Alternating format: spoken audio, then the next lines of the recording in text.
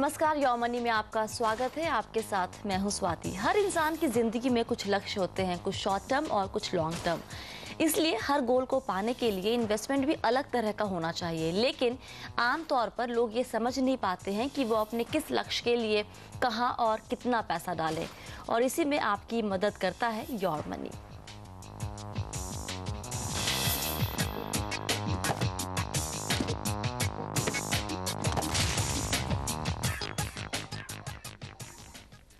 Your money में आज हमारा फोकस है आपकी कंप्लीट फाइनेंशियल प्लानिंग पर, और इसमें हमारा साथ देने के लिए स्टूडियो में हमारे साथ मौजूद हैं फ्रीडम फाइनेंशियल प्लानर के फाउंडर सुमित वैद। सुमित, बहुत बहुत स्वागत है शो में आपका। धन्यवाद। शुरू करते हैं दर्शकों के सवाल जवाब का सिलसिला। पुणे से सफल हमारे साथ जुड़ रहे हैं फोन लाइन पर। सफल, नमस्कार, क्या सवाल है आपका? नमस्कार। Actually, first I will put my requirement here. Actually, within 1 year, I need to purchase a flat in Pune. अच्छा। And so the budget is within up to 40 or 45 lakhs. Okay. And within 1 year itself, I mean, after 6 months, my marriage, I'm planning for a marriage. 6 महीने के बाद शादी की भी तैयारी कर रहे हैं आप? प्लानिंग कर रहे हैं? 6 महीने के बाद मीन्स क्योंकि अभी 1 साल मुझे नहीं हो सकता है because of death problem in my family. Okay, तो 6 महीने के बाद ही कर सकता हूँ। तो वो तो प्लानिंग 6 महीने के बाद है मैरिज की। ओके, ठीक है। तो but within 1 year I want to just purchase a flat and for marriage also I want to think of that. अच्छा। So this is my requirement. But so for that, I will just now coming under my investment. Yeah. Okay. So my I have around 3 policies. Okay. And one is Health Saver, ICICI Pru Health Saver, which is 10,000 per year. जी And जी। another is ICICI Pru Lifetime Gold. That is around 48,000 per year. जी। इसका already locking period हो चुका है और ये अभी already third period हो चुका है, यानी वो लॉकिंग स्टेज हो चुका है इसका। ठीक है। Another is Pinnacle which is 50,000 per year and already and next is locking year for that. These are my portfolio basic 1,80,000 investment per year. Okay. That's it. Apart from this RD and deposit and all the things. Yeah. Alright, चलिए आपके portfolio पर एक perspective check करते हैं सुमित से। सुमित, इनके goals थोड़े जो नॉर्मली हम लेते हैं इस तरह के शो में उससे थोड़े हटकर हैं। बहुत ही शॉर्ट टर्म गोल हैं। 1 साल में 40 से 45 लाख के करीब का घर चाहते हैं खरीदना। 6 महीने के बाद शादी की प्लानिंग भी करेंगे, उसमें करीब 3-4 लाख रुपए इन्होंने कहा था कि इनके खर्च हो सकते हैं। इन्वेस्टमेंट देखिए तो कहीं पर भी म्यूचुअल फंड या फिर इक्विटी का एक्सपोजर एकदम ही नहीं है। कैसे देखते हैं आप इस पोर्टफोलियो को, और कहाँ पर क्या बदलाव करने की ज़रूरत है, और कैसे अपने गोल्स को अचीव करेंगे? स्वाति, ड्रीम्स और गोल्स में एक फ़र्क होता है जी। क्वांटिफाइड ड्रीम्स और गोल्स। तो मैं सफल जी को डिस्करेज या डिमोटिवेट नहीं करना चाहूँगा, बट मैं बोलूँगा कि जो उनका गोल है वो एज ऑफ नाउ अनरियल है। मैं आपको बताता हूँ किस तरह से। सफल जी ने बोला कि वो 45 लाख के आसपास का घर देख रहे हैं पुणे में। सही है। अब आज के टाइम पे अगर आप हाउसिंग लोन्स को देखें, उसके अंदर आपको 20% डाउन पेमेंट देना पड़ता है। दैट मीन्स अप्रॉक्सीमेटली 8 से 9 लाख रुपए उनको डाउन पेमेंट देना पड़ेगा। करंटली अगर हम उनकी सेविंग्स देखें, उनके पास 2 लाख रुपया पड़ा है अपने बैंक्स के अंदर। ऑलमोस्ट 3 लाख है। इनसे मेरी बात हुई थी जब, तो वो 3 लाख के आसपास इनके पास है अभी सेविंग अकाउंट में। 3 लाख इनके पास पड़ा, और ये बोल रहे पेरेंट्स इनको हेल्प कर देंगे 2 लाख। सो 5 लाख, तब भी शॉर्टफॉल है 3 लाख रुपए का। सो या तो ये डिसाइड करें इस बात को कि एक जो उनका हाउस है वो 45 लाख का नहीं 20 से 25 लाख का होगा। अच्छा। तो इनके बजट में फिट बैठता है। तब हम बोल सकते हैं कि जो इनका सपना घर का है ये गोल है। अदरवाइज ये अभी ड्रीम है और इसको वैसे ही ट्रीट करना पड़ेगा। दूसरी चीज इनको ये भी देखना पड़ेगा, ये कह रहे हैं कि हमारी जो savings is 25,000 to 30,000 rupees in a month. That means इसको आप ईएमआई के लिए भी यूज कर सकते हैं। सो आपकी ईएमआई पेइंग कैपेबिलिटी 25 से 30 हजार है। सो वो भी अगर आपको देखना है, जिस तरह से आप लोन लेना चाहते हैं, आपको ओवरऑल लोन 25 लाख से ज्यादा लेना ही नहीं चाहिए डाउन पेमेंट के बाद, बिकॉज अपने आप को आप स्ट्रेच कर लेंगे। किसी भी एक ऐसी सिचुएशन में ना पहुंचे या ऐसा कोई एक सपना ना रखें जिसको कि गोल बनाते वक्त आपको ये करना पड़े कि आप अपने आप को स्ट्रेच करें, एक अनरियल पर्सपेक्टिव सेट करें और जिसके साथ सोल्यूशन की जगह एक प्रॉब्लम और खड़ी हो जाए, बिकॉज इनको अभी शादी भी करनी है। सो मेरा नजरिया ये रहेगा कि इनको सबसे पहले तो ये देखना है कि कितने अमाउंट का घर चाहिए और कितना टाइम है इनके पास। घर से पहले काफी हद तक, और ये सारे जो हमारे दर्शक हैं उनके लिए काफी इंपॉर्टेंट है, आपको दो चीजें करनी चाहिए। सबसे पहले तो एक इमरजेंसी फंड बनाइए। आज के टाइम में इतना अनसर्टन टाइम है, आपको एक इमरजेंसी फंड चाहिए। लास्ट वीक सिक्किम में अर्थक्वेक आया, many of the house hold जो काफी घर होते हैं वो बाकी सब चीजें प्लान कर रहे हैं, बट इमरजेंसी फंड नहीं है। सो इमरजेंसी फंड जरूर रखिए, किसी भी टाइम कभी भी कोई जरूरत पड़े तो आपके पास पैसे होने चाहिए लिक्विड। दूसरी चीज, आप अपनी टर्म इंश्योरेंस या एडिक्वेट इंश्योरेंस लीजिए। ज्यादातर जो सफल जी के इंश्योरेंसेज हैं वो सारी इन्वेस्टमेंट लिंक्ड हैं। तो पहला एडवाइस है, जैसे जैसे इनका लॉक इन पीरियड खत्म हो, अपने एडवाइजर के साथ बैठिए, एनालाइज कीजिए, अगर ज्यादा नुकसान नहीं है तो इनसे बाहर निकल के सबसे पहला काम एक अच्छा टर्म कवर एडिक्वेट इंश्योरेंस का लीजिए, ताकि कल आपकी शादी होगी, कल आप घर लेंगे तो वो कवर होना चाहिए इसके अंदर। ये दो चीजें करने के बाद अब अपने बाकी गोल्स और सपनों को बनाइए, और उसमें भी प्रैक्टिकल अप्रोच रखिए कि अपनी जो आपकी चादर है उससे ज्यादा पैर मत पसारिए, नहीं तो कल आगे जाके आपको दिक्कत हो सकती है। सफल आप हैं हमारे साथ? यस स्वाति जी, मैं एक बात करना चाहता हूँ यहाँ पे जी। एक्चुअली मेरा एक लॉकिंग पीरियड ऑलरेडी हो चुका है, थर्ड वीक में ऑलरेडी जनवरी में फेस हुआ। तो मैं इस वीक में मैं अविवा लाइफ टर्म प्लान की पेमेंट करना है, जस्ट मुझे मैंने अवेल किया है उसको, जस्ट वो ऑनलाइन अप टू 75 लाख का। मैं वो रिप्लेसमेंट में मैंने किया है, क्योंकि वो लॉकिंग पीरियड हो चुका है और इक्विटी बेस है, तो मैंने उसको सीसीओ ऑप्शन लेने की सोचा, वो तो अभी प्रोसेस में है। और उसका टर्म प्लान जो है वो अभी जस्ट पेमेंट करना है मुझे, वो तो हो जाएगा इस साल से मेरा। Okay, all right. तो उसके अलावा जो आपका घर खरीदने का प्लान है, थोड़ा उसको रियलिस्टिक बनाइए। सफल 40 से 45 लाख अगर आप उतने अमाउंट का घर देख रहे हैं, तो आपको पहली बात लोन कितना मिलेगा ये भी चेक कीजिए। आप कितना डाउन पेमेंट कर सकते हैं। आपने कहा था आपके पास 5 लाख रुपए इस वक्त है, 2 लाख पेरेंट्स दे रहे हैं। इनफैक्ट पेरेंट्स से पैसा क्यों ले रहे हैं, मैं तो यही बोलूँगी कि आपके पास जितना पैसा है उसको चेक कीजिए और उसके हिसाब से अपना घर, शायद आप 2 BHK देख रहे हैं खरीदने का मूड बना रहे हैं, आप 1 BHK फिलहाल लीजिए, जितनी कैपेसिटी है फिलहाल उतना ही। उसके साथ ही आपने RD में पैसे बहुत लगा के रखे, RD और FD इनके पास है। हाँ जी। एक RD भले ही कंटिन्यू कर सकते हैं, लेकिन थोड़ा इक्विटी का एक्सपोजर इस उम्र में, 27 साल की उम्र है, बिल्कुल ले सकते हैं। बिल्कुल ले सकते हैं। और सफल जी एक अच्छी चीज आप ये कर रहे हैं कि आरडी करते हैं, ये रेकरिंग डिपॉजिट बहुत अच्छी चीज है। रेकरिंग डिपॉजिट का एक और भाई है जिसे सिस्टमैटिक इन्वेस्टमेंट प्लान बोलते हैं, और जो कि म्यूचुअल फंड में किया जाता है। जैसे स्वाति ने बोला, एक अच्छे इक्विटी फंड को पकड़िए, जैसे कि ICICI फोकस ब्लू चिप एक अच्छा इक्विटी फंड है, DSP BlackRock equity growth fund एक अच्छा फंड है, IDFC premier equity growth fund ये अच्छा फंड है। ऐसे कुछ इक्विटी फंड चूज करके उसमें सिस्टमैटिक इन्वेस्टमेंट प्लान चलाइए, और जो एक RD है उसको कंटिन्यू कीजिए, बिकॉज वो फिक्स्ड इनकम या डेट का एक्सपोजर भी आपको देगी। बैलेंस करके चलिए पोर्टफोलियो। 27 साल की उम्र में लॉन्ग टर्म प्लानिंग करेंगे तो एक अच्छा रिटर्न बन पाएगा, और क्या पता आगे जाके आप बड़ा घर जिस तरह की आपका सपना ले पाएं। ओके, चलिए वक्त है यहाँ पे छोटे से ब्रेक का। ब्रेक के बाद सवाल जवाब का सिलसिला जारी रहेगा, बने रहिए योर मनी के साथ।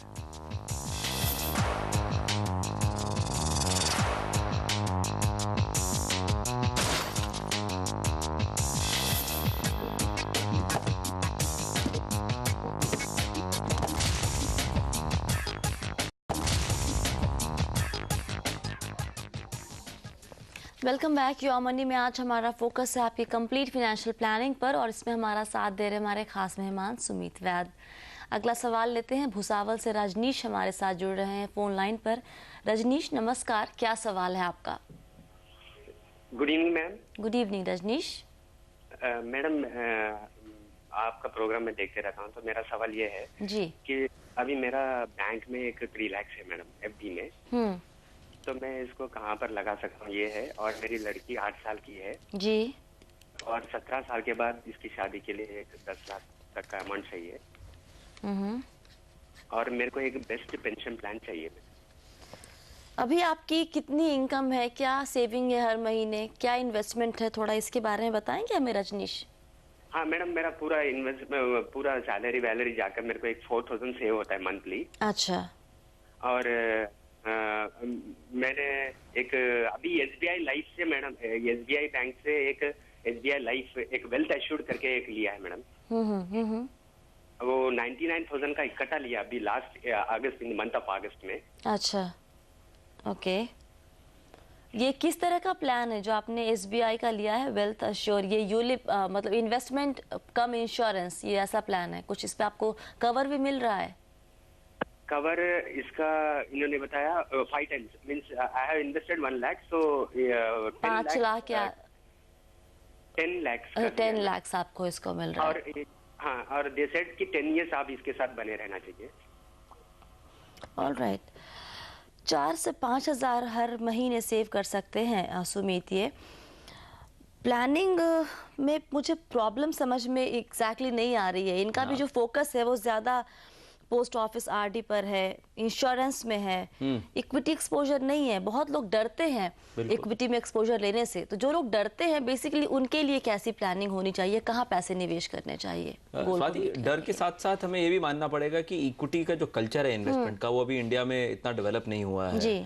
और काफी लोगों को इसका एक्सपोजर नहीं है कि किस तरह से क्या किया जा सकता है। और ये जो हमारा प्रोग्राम है आपका, ये काफी हद तक ये स्प्रेड कर रहा है और आज हम यही कोशिश करते हैं रजनीश जी के साथ उनको ये समझाने की कि इक्विटी कैसे उनके पोर्टफोलियो के अंदर ऐड किया जा सकता है। लेकिन अगर मान लीजिए सुमित किसी को इक्विटी में एक्सपोजर लेना ही नहीं हो, तब क्या करें? तब क्या क्या ऑप्शन बचते हैं उनके सामने? से आरडी, एफडी है, कुछ इंश्योरेंस पॉलिसीज ले लेते हैं लोग, तो उसमें कैसे मिक्स क्रिएट किया जाए ताकि लोग अपने गोल्स को अचीव कर सकें? बिल्कुल, अगर आप इक्विटी में एक्सपोजर ना लें या नहीं चाहते हैं लेना, इसका मतलब है आप ये बोल रहे हैं कि मुझे जो कम रिटर्न वाले प्रोडक्ट हैं वो ज़्यादा अच्छे रहते हैं। तो सिर्फ इसकी 2 आउटपुट निकलते हैं। एक तो आपका जो गोल का अमाउंट है, आपने 10 लाख बोला, उसको कम करके 6 लाख कर दीजिए, या जो अपना टाइम बोल रहे हैं गोल का 15 साल करके 20 कर दीजिए। अच्छा, ये मैथमेटिक्स है, इसमें आप ज़्यादा कुछ हेर बदल कर नहीं सकते हैं। Equity asset class long period of time में एक अच्छा रिटर्न देती आई और देती रहेगी। वॉलेटिलिटी जरूर है, रिस्क जरूर है, बट लॉन्गर पीरियड में एक अच्छा रिटर्न देती है। अगर हम रजनीश जी का केस पकड़े तो उनके गोल से शुरू करते हैं। सबसे पहले तो उन्होंने बोला 3 लाख की एफडी पड़ी है, जो कि एक अच्छा अमाउंट है। इसमें से हम इनको बोलेंगे कि 1 लाख रुपए की एफडी को कंटिन्यू करें, बिकॉज इमरजेंसी फंड करके रजनीश जी एक बड़ा इंपॉर्टेंट चीज है जो आपके पास होना चाहिए। जो आपने रखा है कि 10,000 रुपए में रखता हूँ for emergency cash, balance in bank for emergency, I maintain 10,000। बहुत अच्छी हैबिट है, इसको कंटिन्यू कीजिए, बट इस अमाउंट को ज्यादा करके आप 1 लाख कर लीजिए, बिकॉज आज के टाइम पे एक अच्छा इमरजेंसी फंड होना बहुत इंपॉर्टेंट है। आपका जो बाकी 2 लाख रुपया रहता है उसको आप एक 1 टाइम इन्वेस्ट कीजिए अपनी लड़की की शादी के गोल के लिए। हमने ये कैलकुलेट किया कि अगर 10 साल बाद आपको पैसा चाहिए 10 लाख के आसपास, और अगर हम 14% का रिटर्न अज्यूम करते हैं इक्विटी से और 80-20 का इक्विटी और डेट का एक एसेट एलोकेशन बनाते हैं, तो 2 लाख 2,000 के आसपास अगर वो लंप सम करते हैं तो इनका ये गोल अचीव किया जा सकता है। तो हमारा एडवाइस रहेगा 3 लाख की फिक्स डिपॉजिट को तोड़वा के, जिसमें से 1 लाख वो कंटिन्यू रख सकते हैं फिक्स डिपॉजिट में, 2 लाख को वो डेट और इक्विटी म्यूचुअल फंड में, इक्विटी म्यूचुअल फंड में 80%, डेट म्यूचुअल फंड में 20% करके लॉन्ग टर्म के हिसाब से सेव करें। 10 साल का होराइजन रखिए।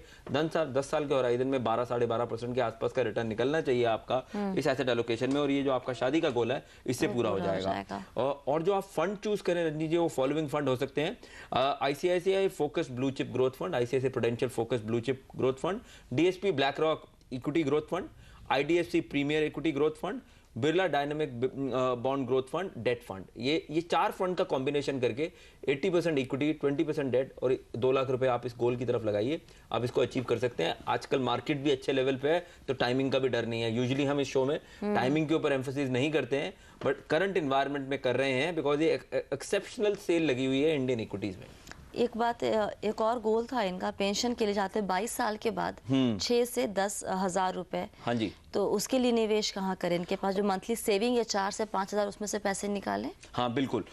उनका जो पेंशन का गोल है 9,000 रुपए का, और उसको भी आप 9,000 स्टेटिक नहीं रह सकते, बिकॉज वो ग्रो करना पड़ेगा आपको इन्फ्लेशन से, बिकॉज हर साल इन्फ्लेशन बढ़ रही है। तो 9,000 की पेंशन जो कि 6% की इन्फ्लेशन के हिसाब से ग्रो हो, उसके लिए इनको लंप सम चाहिए 71 लाख रुपए का। 70 से 71 लाख रुपए का लंपसम चाहिए, जो उनको 9,000 रुपए महीना हर साल 6% इन्फ्लेशन के हिसाब से ग्रो करते हुए देगा। तो उस अमाउंट के लिए हमारा एडवाइस ये रहेगा कि आप 5,500 रुपए की एसआईपी कीजिए हर महीने, सिस्टमैटिक इन्वेस्टमेंट प्लान, जैसे हमने आपको ऊपर वाले गोल के लिए बोला। इसके अंदर भी 80% इक्विटी, 20% फिक्स्ड इनकम में आपके पास सरप्लस है अभी 4 से 5 हज़ार का। थोड़े से एक्सपेंसेस को कम करके आप अपना डाइवर्ट करके इसको 5,500 तक ले जा सकते हैं। खासकर कुछ एक इंश्योरेंस पॉलिसीज जो आपने ली हैं, जो कि इन्वेस्टमेंट लिंक्ड इंश्योरेंस पॉलिसीज हैं, उनका प्रीमियम एक एडवाइजर के साथ बैठ के रिव्यू कीजिए, अगर रोक सकते हैं तो रोकिए, टर्म प्लान सबसे अच्छी इंश्योरेंस होती है, सबसे सस्ती इंश्योरेंस होती है। बाकी सब आप इन्वेस्टमेंट एक अच्छे म्यूचुअल फंड में कर सकते हैं। और पेंशन के लिए जब आपके पास एक पैसा एक्यूमुलेट हो जाए उस टाइम पे जाके आप चूज कर सकते हैं कोई प्रोडक्ट्स वाती कि किस में एक अच्छी पेंशन कितने टाइम तक के लिए लेंगे। बट अभी सिर्फ एक्यूमुलेट कीजिए और उसके लिए systematic investment plan of mutual fund काफी अच्छे रहेंगे। फंड जैसे हमने आपको चारों बताए वही 4 फंड है। ICICI focus blue chip growth fund, DSP BlackRock equity growth fund, IDFC premier equity growth fund, Birla dynamic bond growth fund जो कि डेट ऑप्शन है। जो इनके पास अभी इन्होंने रिसेंटली लिया एसबीआई का यूलिप 99,000 रुपीज उसमें लगाए इन्होंने। 5 लाख की इंश्योरेंस। क्या करें, क्या सलाह देंगे? कंटिन्यू करें? क्योंकि अगर अभी हाल फिलहाल में लिया होगा, रजनीश जी आपने कब लिया है ये policy? Madam in the last 2 months back madam, अगस्त में लिया 2 मैंने। महीने, और अभी तोड़ने का फिर मतलब नहीं बनता। पूरे ऑलमोस्ट पूरे पैसे इनके डूब जाएंगे वहां पे। पूरे पैसे डूब जाएंगे तो उसको तो कंटिन्यू वन टाइम, हाँ वन टाइम इन्वेस्टमेंट है तो उनको कंटिन्यू करना ही चाहिए उसको उसको कंटिन्यू करना ही चाहिए। और उसके अंदर अगर फिर होगा ये कि अगर हम उसको हम एज्यूम करते हैं आप उसमें कंटिन्यू करेंगे तब आपकी जो आपकी सिस्टमैटिक इन्वेस्टमेंट प्लान है वो थोड़ी और कम हो जाएगी। 4 से 5 हज़ार जिस तरह का इनका सेविंग्स है उसके अंदर उनका रिटायरमेंट कॉर्पस बन के आराम से क्रिएट हो जाएगा। चलिए वक्त है एक ब्रेक का, लेकिन अगर आप भी हमसे म्यूचुअल फंड, इंश्योरेंस, लोन या फिर क्रेडिट कार्ड से जुड़े सवाल पूछना चाहते हैं तो आप हमें ईमेल कीजिए mf@moneycontrol.com पर। SMS करने के लिए लिखिए YM, स्पेस छोड़ के लिखिए अपना सवाल और फिर अपना नाम और भेज दीजिए ये SMS हमें 51818 पर।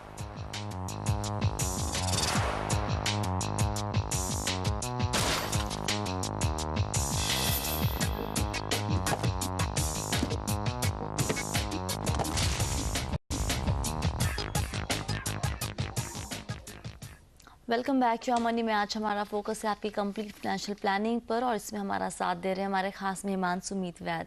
अगला सवाल इंदौर से PN रविंद्रन पूछना चाहते हैं। रविंद्रन जी नमस्कार, क्या सवाल है आपका? हाँ, एक्चुअली मैंने मेल भेजा है, उसी में लिखा है जी। एक्चुअली ऐसे return I will be retiring. आपके जो भी ये इन्वेस्टमेंट है रविंद्रन जी, आप इससे क्या चाहते हैं, क्या गोल लेके चल रहे हैं आप? एक्चुअली मुझे अभी 2 लाख मेरे पास है, उसमें वो रकम मैं कहाँ इन्वेस्ट करूँ? मुझे 4 साल बाद चाहिए रिटायरमेंट के बाद, बेटी की शादी या बेटे का पढ़ाई के लिए चाहिए। कितना पैसा आप चाह रहे हैं उस वक्त आपके पास कॉर्पस हो जाए इकट्ठा? इकट्ठा उस टाइम पर रिटायरमेंट में 8-10 लाख होंगे। ओके। मुझे ये जानना है कि अभी जो 2 लाख है मेरे पास वो कहाँ इन्वेस्ट करूँ? और जो मेरा म्यूचुअल फंड्स है उसमें से कोई डिसकंटिन्यू करूँ क्या? जो NFO वगैरह पहले से लिया है उसका क्या करूँ? ओके रविंद्रन जी, आपकी पोर्टफोलियो में बहुत सारे ऐसे फंड्स हैं जिसमें से शायद आपको निकलने की जरूरत पड़ेगी। सुमीत, क्या कहना है आपका? बिल्कुल, सबसे पहले रविंद्रन जी आपको अपने जो करंट पोर्टफोलियो उसकी सफाई करनी पड़ेगी। जो आपके NFO है मैं बताता हूँ किन किन में से आपको निकलना चाहिए। सुंदरम का कैंपेक्स रूरल फंड, इसमें से आप निकल जाइए। JM agri, Fidelity children's marriage fund, इसमें आप लगे रहिए, अच्छा फंड है। JM agri and infra fund निकल जाइए इसमें से। RNRF निकल जाइए इसमें से। SIP जो आपकी कंप्लीटेड है, फिडेलिटी टैक्स एडवांटेज फंड, एक अच्छा फंड है, इसमें कंटिन्यू रखिए।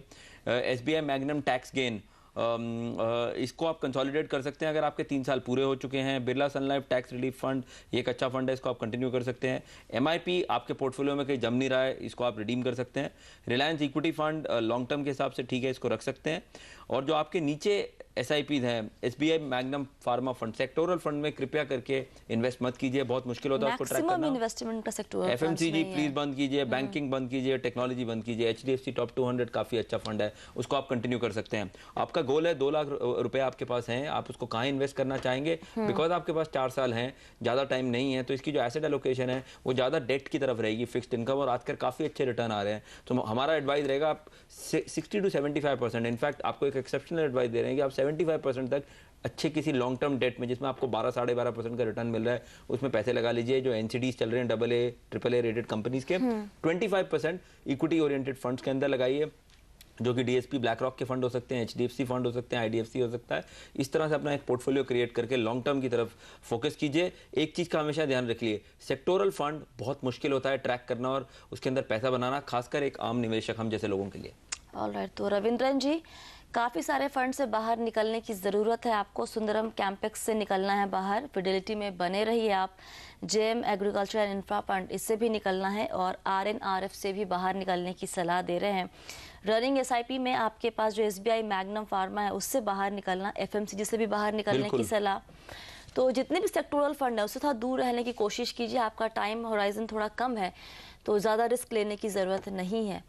बहुत बहुत शुक्रिया सुमित आज सभी सवालों के जवाब देने के लिए। और फिलहाल योर मनी में इतना ही। आप बने रहिए CNBC आवाज़ के साथ। नमस्कार।